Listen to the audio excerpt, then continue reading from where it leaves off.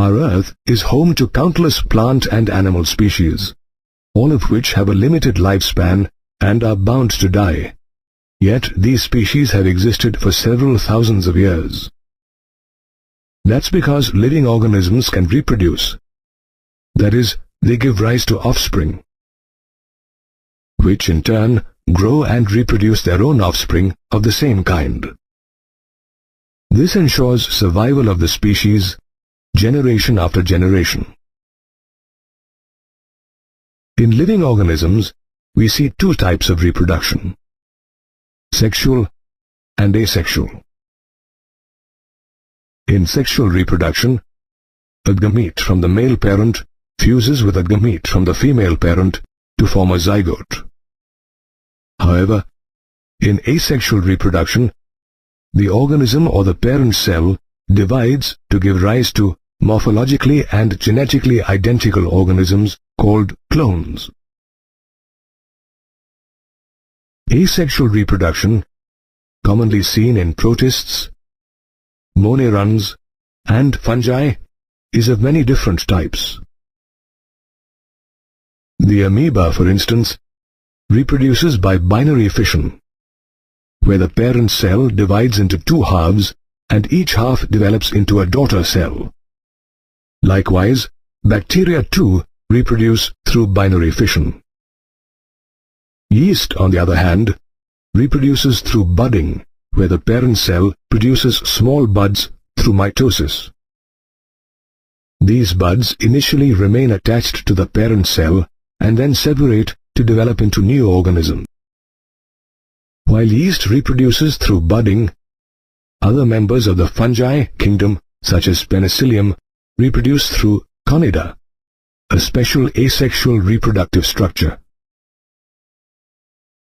Apart from fungi, we also see asexual reproductive structures in certain members of kingdom Animalia. In the case of Hydra, buds which develop on the parent body serve as a means of reproduction. Likewise, the sponge produces internal buds called gamules that aid in asexual reproduction.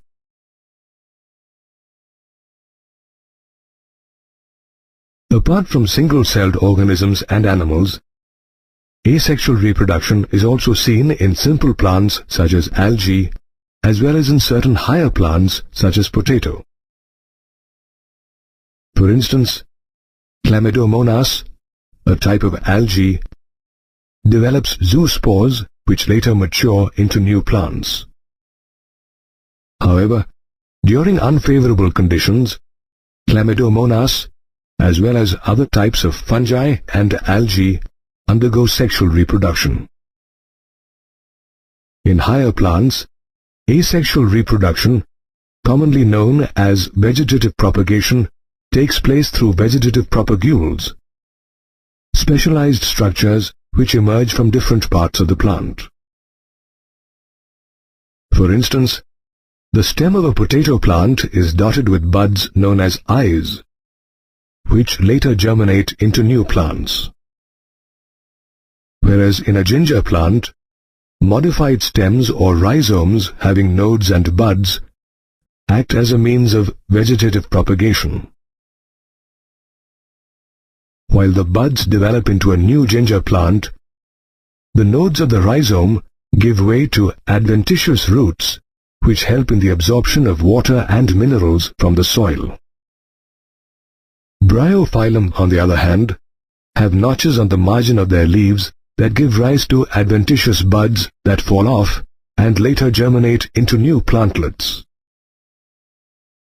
Apart from buds and nodes, runners, suckers, offsets, and bulbs are other examples of vegetative propagules in plants. Interestingly, farmers and gardeners make full use of vegetative propagation for commercial cultivation of various plants, including strawberry, potatoes, and ginger. Vegetative propagation, however, can turn into a problem in certain cases, like the fishermen of Bengal have discovered. water hyacinth, an aquatic plant with a phenomenal rate of vegetative propagation, is choking the Bay of Bengal and killing millions of fish, thereby ruining the livelihood of the fishing community. Asexual reproduction, an important biological process that ensures continuity of life, occurs differently in different organisms. Reproduction, an important biological process occurring in living organisms, ensures continuity of life. Organisms reproduce either asexually or sexually.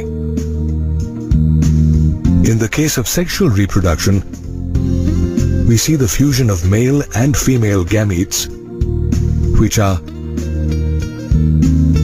either produced by the same individual or by different individuals of the opposite sex.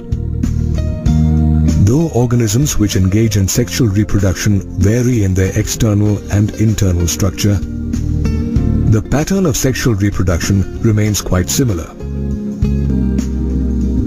All organisms, for instance, go through 3 phases of life: the juvenile phase, reproductive phase, and senescence phase.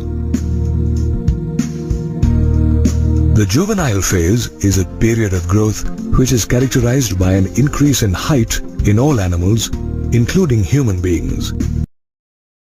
Whereas in plants, we see the emergence of new leaves during the juvenile phase.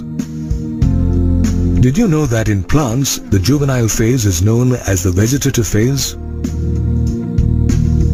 Interestingly, the duration of the juvenile or vegetative phase varies in different organisms. In human beings, for instance, the juvenile phase lasts for 13 to 16 years in the case of females and 13 to 15 years in males. Whereas a mango tree remains in the vegetative phase for around 3 to 5 years. The juvenile phase is succeeded by the reproductive phase in both plants and animals. In the case of plants, this phase is marked by the appearance of flowers or vegetative propagules such as runners.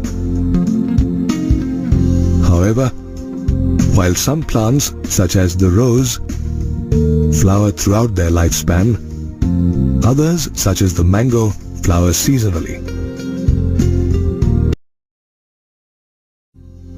Interestingly, in the case of mango, which also happens to be a perennial plant, it is very difficult to define the various phases of life.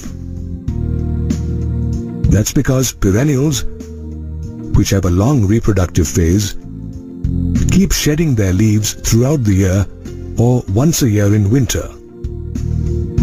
The shedding of leaves can be misinterpreted as a sign of the senescent phase. However, it is easy to identify the phases in the case of annuals and biennials. As all 3 phases of an annual plant occur in 1 year, whereas biennials have a 2-year life cycle in which the plants enter the vegetative phase in the first year and the reproductive followed by the senescent phase in the second year. Did you know that certain plants such as bamboo flower only once in 100 years, produce fruits and then die? Similarly, Strobilanthes kuntiana or Neelakuranji flowers every 12 years. Just as plants develop specialized structures during the reproductive phase, animals too show certain morphological and physiological changes. In human beings, for example, the reproductive phase, which starts with puberty, leads to the development of male and female secondary sexual characters such as facial hair in male and breasts, which are seen more prominently in females. Moreover, females of all placental mammals, including primates and non-primates,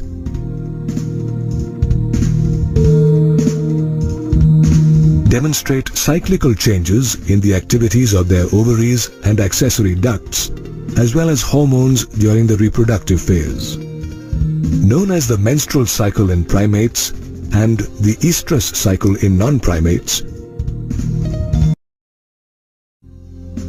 these cycles stop once the female becomes pregnant and resume after the female has given birth to offspring. Moreover, placental mammals, especially those living in the wild, exhibit these cyclical changes as well as breed only during favorable seasons. These mammals are therefore called seasonal breeders. Sheep, for instance, have spring as their favorable season for breeding. Breeding during spring allows for the birth of lambs at an optimal time, that is, when the weather is warm and there is plenty of grass and water available in nature. In human beings, on the other hand, the females experience the menstrual cycle and are active throughout their reproductive phase. They are therefore called continuous breeders. The end of the reproductive phase in living organisms coincides with the beginning of the senescent phase, during which we see changes such as senility, non-existence of the menstrual or estrous cycle, and slowing of metabolism. Senescence ultimately leads to death. Interestingly, the transition between the three stages is controlled by hormones as well as environmental factors. For instance, the release of the hormone estrogen triggers the menstrual cycle in girls. Moreover, girls living in tropical regions experience menstruation at an earlier age than those living in temperate regions. In most organisms, the reproductive phase plays a crucial role as it ensures continuity of life. The birth of an offspring is perhaps one of the most important and joyous events in the life of a sexually reproducing organism.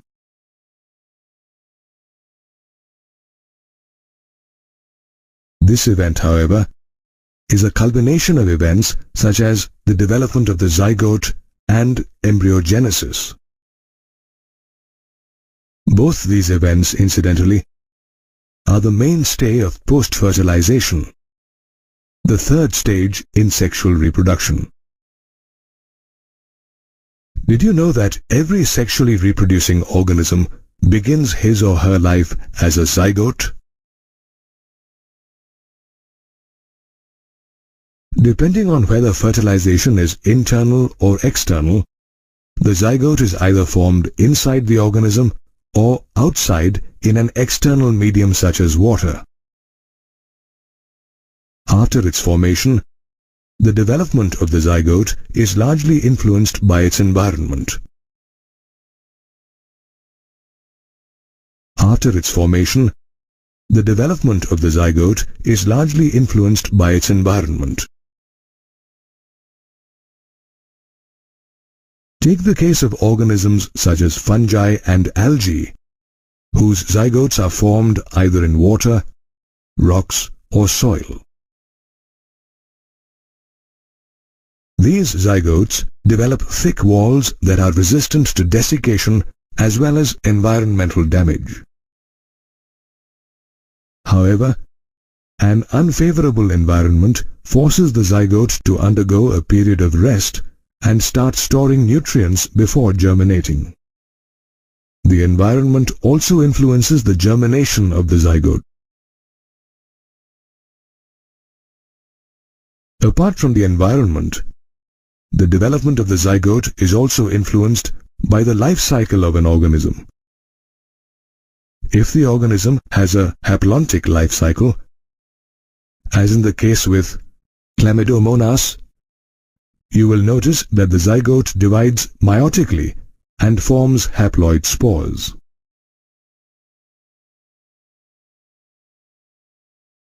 However, in the case of a fern, a pteridophyte with a haplodiplontic life cycle, the zygote divides mitotically to form a sporophyte.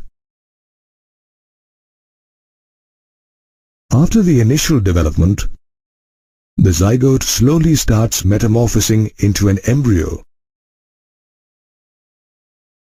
through a process known as embryogenesis. During this process, the zygote starts to divide mitotically, which results in an increase in the number of cells. Simultaneously, the zygote also undergoes cell differentiation, a process during which groups of cells go through modification to form different tissues and organs.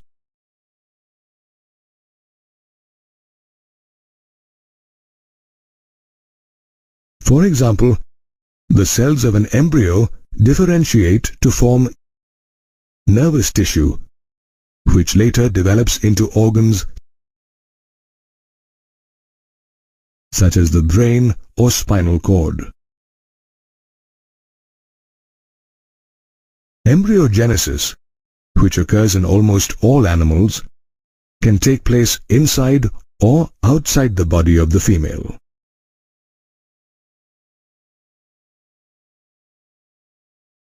In oviparous or egg-laying animals, such as reptiles and birds, the process of embryogenesis takes place outside the body of the female, that is, in eggs laid by these animals. The eggs, covered by a hard calcareous shell, are usually laid in a sheltered place such as pens and treetops to keep them safe from the prying eyes of predators. Once the incubation period is over, the young ones hatch from these eggs. In the case of viviparous animals such as mammals, the process of embryogenesis occurs inside the body of the female. The embryo derives all its nourishment from its mother and begins to develop into a young one. After attaining a certain stage of growth, the young one is ready to emerge from the body of the female. Did you know that the young ones of viviparous animals have a better chance of survival than the young ones of oviparous animals, as the body of a female offers better nutrition and protection than an eggshell?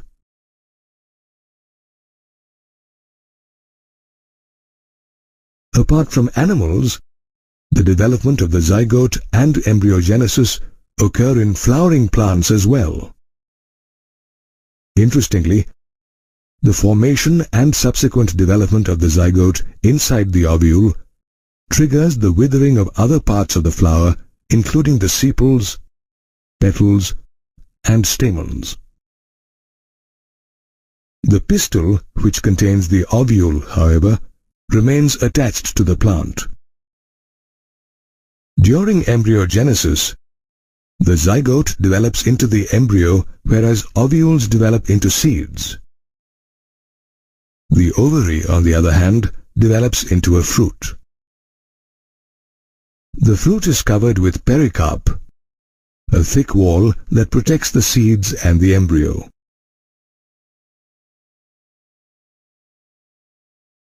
After the fruit is consumed, the seeds get dispersed by wind, water, or animals. These seeds later germinate into a new plant. Thus, in both plants and animals, the formation of a new life hinges on the development of a zygote and embryogenesis, the two post-fertilization events. Sexual reproduction, which is common in higher plants and animals, is a far more complicated and elaborate process than asexual reproduction. This form of reproduction essentially involves the fusion of male and female gametes, produced by reproductive structures such as the strobili, stamen and pistil in the case of plants, and testes and ovaries in animals.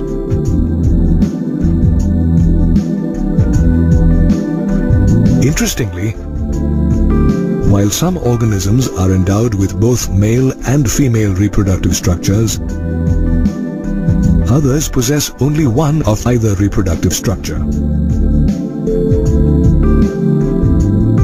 For instance, gymnosperms such as Pinus possess both male and female strobili and are called bisexual or monoecious plants.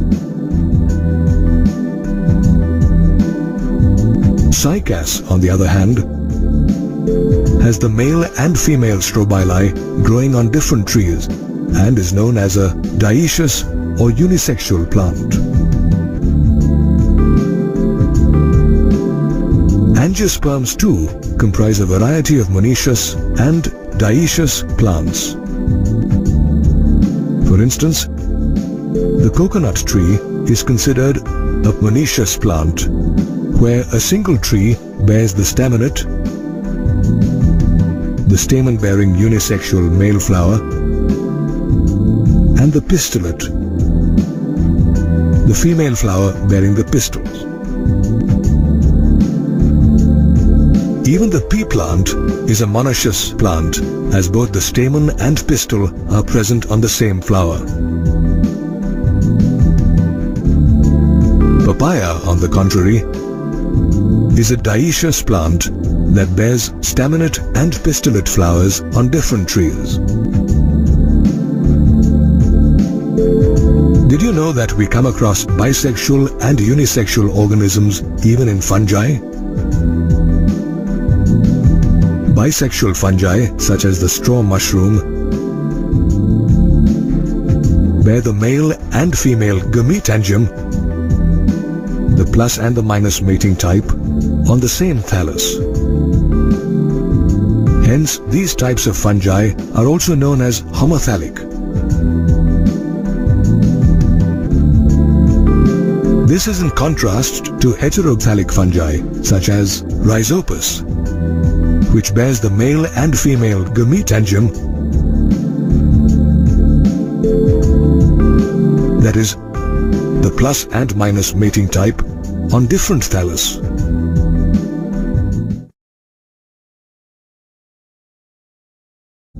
Apart from fungi, we also see unisexual and bisexual organisms in the animal kingdom.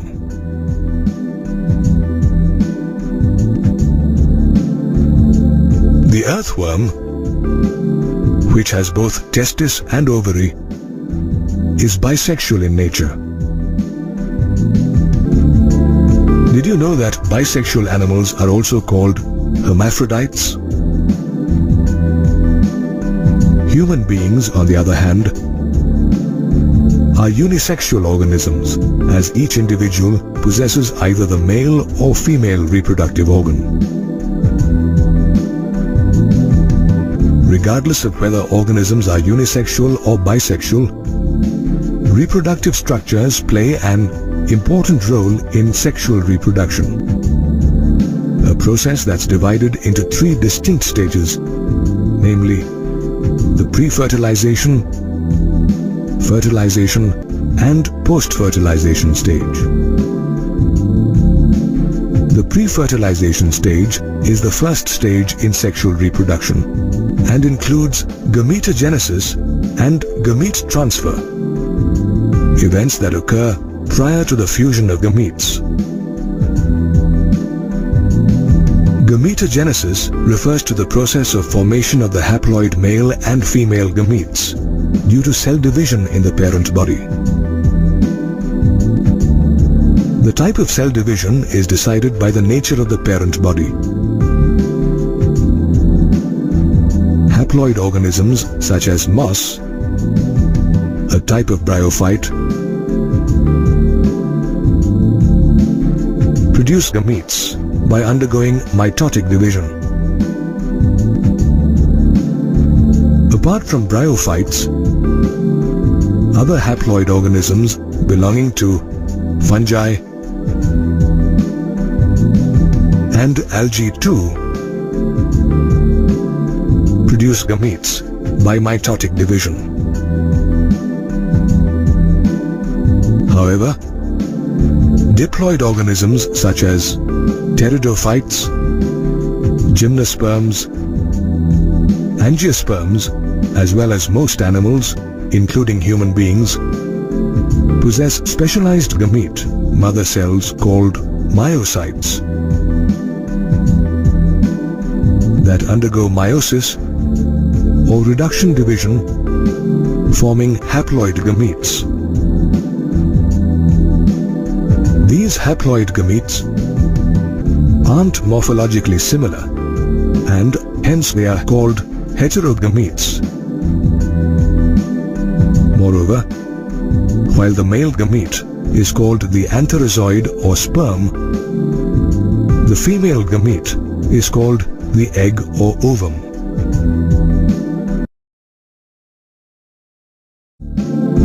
Most sexually reproducing organisms, including human beings, are heterogametic, which means their gametes are heterogametes. However, in the case of some algae such as cladophora, the gametes are so strikingly similar that it is not possible to categorize them as male and female gametes. Such gametes are therefore called homogametes or isogametes. Regardless of whether they are homogametic or heterogametic, the formation of gametes is followed by gamete transfer, a process during which male gametes are brought in proximity with female gametes.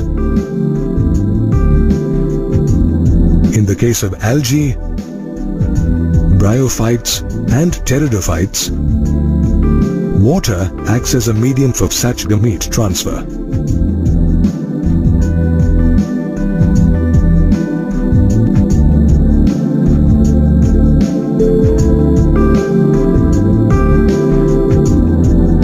The motile male gametes produced by these plants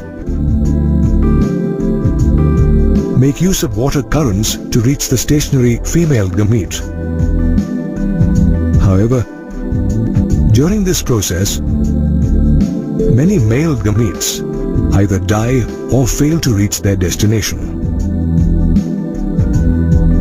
To overcome this lacuna, most plants produce several thousand male gametes to ensure that at least some of them reach the female gamete. While water facilitates the transfer of gametes in lower plants, wind, bees and insects facilitate the transfer of gametes in higher plants, including angiosperms. In these plants, the anther contains pollen grains which contain the male gametes. The female gamete, on the other hand, lies inside the ovule, a part of the ovary, which together with the style and stigma comprises the pistil. For fertilization, it is necessary for pollen grains to be deposited on the stigma so that they reach the embryo sac. This deposition occurs in different ways in different plants. In the case of monoecious plants, such as the pea plant, the anther sheds the pollen grains soon after they have matured, which then fall on the stigma. In the case of dioecious plants, the transfer of pollen grains to the stigma takes place through pollination, a process in which wind, insects or bees deposit the pollen on the stigma. These pollen grains then germinate and produce a pollen tube that contains the male gametes. This tube penetrates the stigma and style to reach the ovule, where the male gametes are discharged. While plants depend on water and wind for gamete transfer, unisexual animals such as human beings have developed a special mechanism called copulation for gamete transfer. Thus, whether in animals or plants, gamete transfer and gametogenesis are the two main events that occur in the pre-fertilization stage of sexual reproduction. Fertilization, the second stage in sexual reproduction, is also the hallmark of the process. During this stage, the male and female gametes fuse to form a diploid zygote. Did you know that syngamy is the other word used to describe the process of fusion of gametes or fertilization? Interestingly, fertilization does not occur in every sexually reproducing organism. In certain organisms, such as turkey, rotifers, honeybees, and even some lizards such as Nemidophorus neomexicanus, a process called parthenogenesis takes place. In this process, the female gamete does not fuse with the male gamete, but undergoes developments such as cell division or chemical changes to form new organisms. Parthenogenesis, however, occurs only in a few organisms. Fertilization, on the other hand, occurs in a wide variety of aquatic as well as terrestrial organisms. However, the way fertilization occurs in aquatic organisms is very different from the way it occurs in terrestrial organisms. In most aquatic organisms, including algae, fish, and amphibians such as frogs, fertilization is external, where the male and female release their gametes in water, and the fusion of the gametes as well as the formation of the zygote occurs outside the body of the organism, that is, in an external medium such as water. During external fertilization, the gametes are released in large numbers, which translates into a large number of offspring.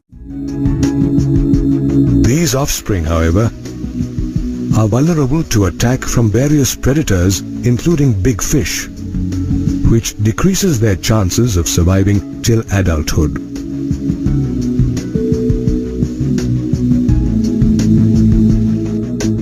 Interestingly, frogs and other organisms, including fish that engage in external fertilization, undergo several bodily changes during the breeding season to attract mates.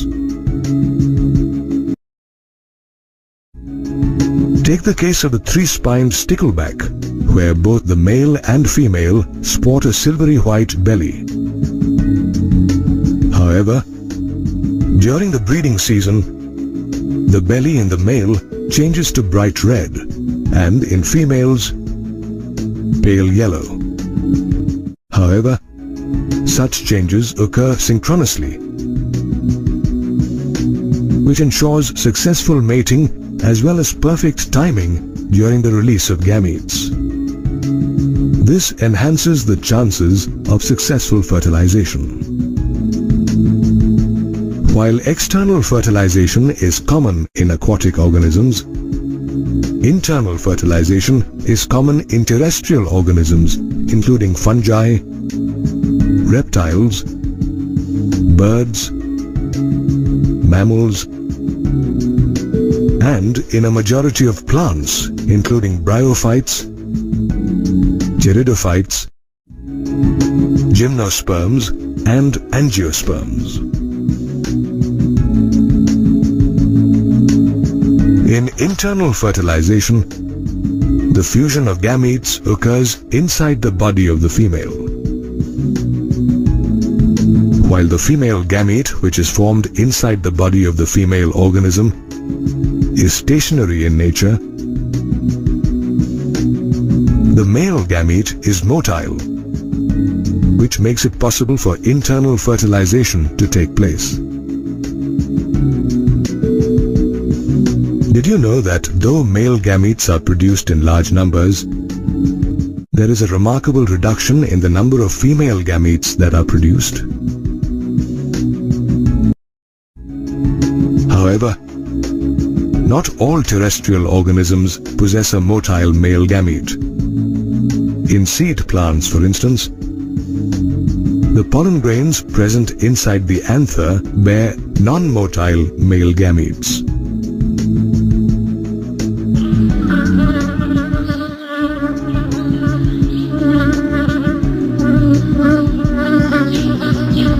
These pollen grains, therefore, depend on agents such as the wind, bees, and insects to carry them to the stigma.